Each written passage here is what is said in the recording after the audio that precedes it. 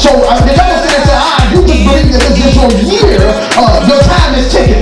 But it's not just a year, it's a season. Understand that this time, the generation now is different. And you're right, Bishop, we have missed it, because I grew up around the old saints. I see them praying, I grew up around them and just honor them and awesome. I would call it the Moses generation. And this generation now have missed a lot. They have missed a lot. And we are lacking a lot. But we do have something that God still chose us.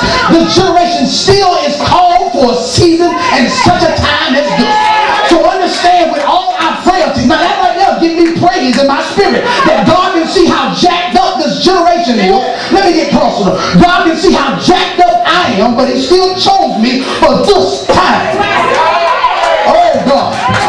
So as God began to minister in my spirit, God began to tell me, he said, this generation is the comparison of Moses and Joshua. Moses was a mighty man of God. Nobody can hold a candle to Moses. But also you can't recreate what Moses done, because that was a season that God moved Moses. Moses was so caught up in God that Moses didn't have to come down and talk to people. He didn't even want to go to church. He just wanted to get in the presence of God. Moses would lay in the face of God 80 days. No food, no drink, no Mountain Dew, no Subway, no nothing. He said, I don't need no food. All I need is the presence of God. He said he would go up on the mountain and they thought he was dead. And they began to have an orgy down at the bottom of the mountain. But Moses was so much seeking God, he didn't care what the newspaper said. Moses was so much seeking God, he didn't care what people had.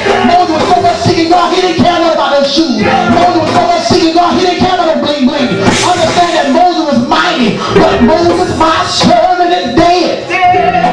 Now, that was a worship atmosphere. That was a praise atmosphere. And we're still in a praise atmosphere. But understand that God says, I had Moses for a season, because Moses shows you what it takes to conquer the land. You can't go if I don't go with you. You can't take if I don't take before you. God said that in my spirit, it is my spirit that's going to empower this generation. Hear me good. It is my spirit that's going to empower this generation to actually break the strongholds of the enemy. Moses worshiped God, but Moses worshiped God in the wilderness. The promise wasn't to get to the wilderness. The promise was to get to the promised land.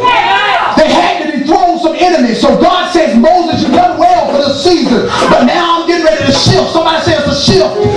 It's a shift going on. And this is the generation that is lined up. If you are breathing on earth now, you are caught up in between the shift. That you cannot forget where you came from with Moses.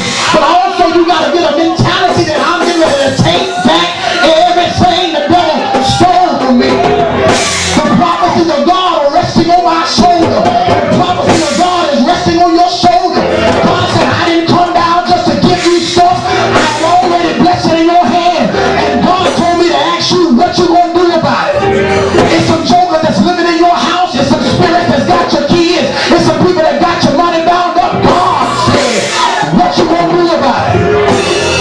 He said, what you going to do about it? He said, you cannot do as Moses done, because Moses prepared the way for you. But Moses is dead now. I'm going to raise up Joshua, because Joshua got a conquering spirit. Joshua don't want to just have church no more. I don't mind shouting. I shout up song too. But I don't want to shout and hitchhike a ride. I don't want to shout and get rained on in my house. I don't want to shout and bounce checks. I don't want to shout with holes in my pocket. I don't want to shout with diabetes in my body. If I want to shout in my flesh, I want to be shaky in my spirit. Somebody say, Jesus began to say, watch this generation. As he began to speak in red, he said, watch this. He said that you are in conflict with a strong man. He said, Satan is a strong man. He said, I told you that Satan is the God of this aeon. He is the God of this age.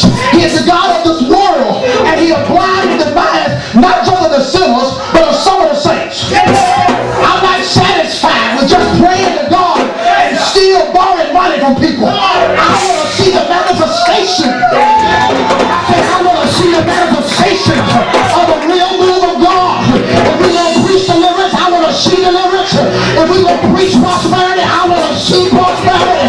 If we're going to preach healing, I want to have healing. Somebody say yes. Therefore, you see, Jesus began to drop a nugget on us. Jesus, understand that the word is a sword. When you don't have a shout, you still got the word. When you don't have people show up to church, you still got the word. If I got a sword, I can kill you by myself. I don't need 50 people to kill you. All I gotta know how to swing my sword.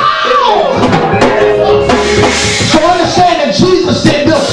Mama, let me talk to you, son.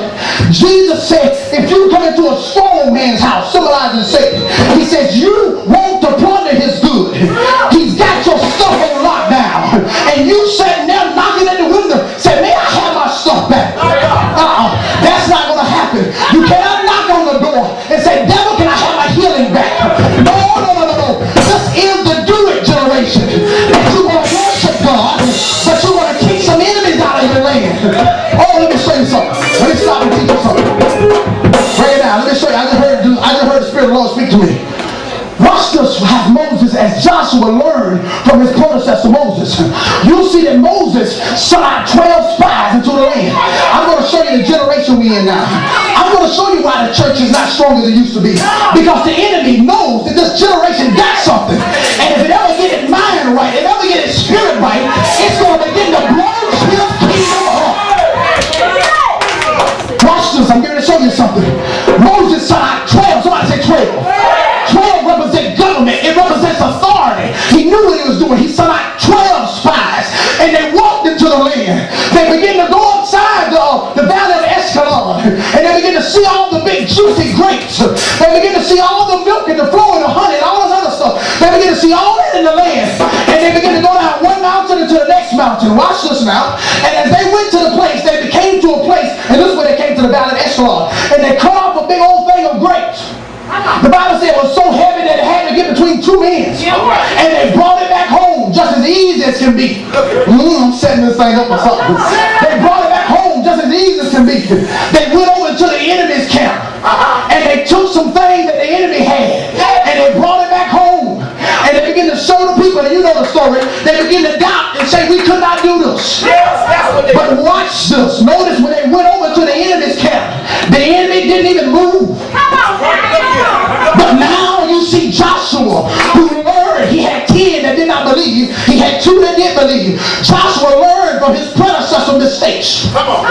He said, I ain't going to send out 12 because it messed Moses up. And we don't have 2 believe, so I'm going to send out 2.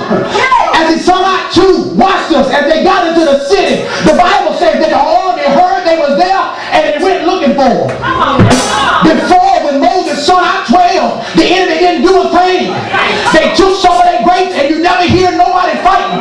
It did say giants was over there, but evidently they were sleeping giants. Because they took your grapes and you still didn't do nothing. But now here comes the Joshua generation. He just sent 2 over there. And as soon as they stepped foot in the city, all hell broke loose. I said as soon as they stepped foot in the city, all hell broke loose. And this is the generation of Joshua now. So God says, watch this. Because this generation is not just going to worship me, but this generation is going to conquer some things here on earth. And whenever you begin to step into the enemy's camp and take back what he stole, I'm not happy with just a branch. I don't want just some grapes. I want everything that God has for me. And when you begin to take some things and step on Satan's ground and say, I'm not here to visit you, but I'm here to own this place. I'm here to run the show up in here. All hell begin to break loose. All hell begin to break loose.